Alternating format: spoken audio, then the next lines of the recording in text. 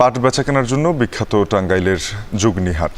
ঐতিহ্যবাহী হাটে মৌসুমে 200 থেকে 250 মন পাট বিক্রি হয়। বর্তমানে এখানে প্রতি মন পাট বিক্রি হচ্ছে 2200 থেকে শুরু করে 3800 টাকা পর্যন্ত।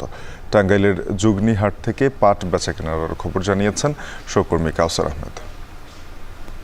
আছি টাঙ্গাইলের ঐতিহ্যবাহী যুগনি পাট হাটে। প্রতি সোমবার ভোর থেকে এই হাটে পাট বিক্রি শুরু হয়ে বিক্রি চলে বেলা 9টা পর্যন্ত। আর আজকের হাটে আসা ব্যবসায়ী ও পাট চাষিরা বলছেন যে গত হাটের চেয়ে আজকের হাটে পাটের দাম কিছুটা কমেছে। এর কারণ হিসেবে তারা বলছেন যে হাটে পাটের সরবরাহ বাড়ার কারণে দাম কিছুটা কমেছে। তারা জানিয়েছেন যে গত হাটে যে পাট 3500 টাকা মন বিক্রি হতো, আজকের হাটে সেই পাট 3200 থেকে সর্বোচ্চ 3300 টাকায় বিক্রি হচ্ছে। এছাড়াও আজকের হাটে পাট বিক্রি হচ্ছে আকার ভেদে 2200 টাকা থেকে শুরু করে সর্বোচ্চ 3700 টাকা পর্যন্ত প্রতি মন। প্রতি বিঘায় পাট যদি ভালো হয়ে থাকে সেখান থেকে প্রায় 6 থেকে সর্বোচ্চ 7 মন পাট পাওয়া যাচ্ছে। তারা দাবি করেছেন যে আগে যে পরিমাণ প্লাস্টিকের বস্তা ব্যবহার না করে পাটের বস্তা ব্যবহার করত, সেই পাটের বস্তা ব্যবহার বা সরকারি যে নির্দেশনা রয়েছে যে শতভাগ পাটের বস্তা ব্যবহার করতে হবে, সেই নির্দেশনা বাস্তবায়ন করার দাবি জানিয়েছেন। আর এই হাটের ইজারাদার বলছেন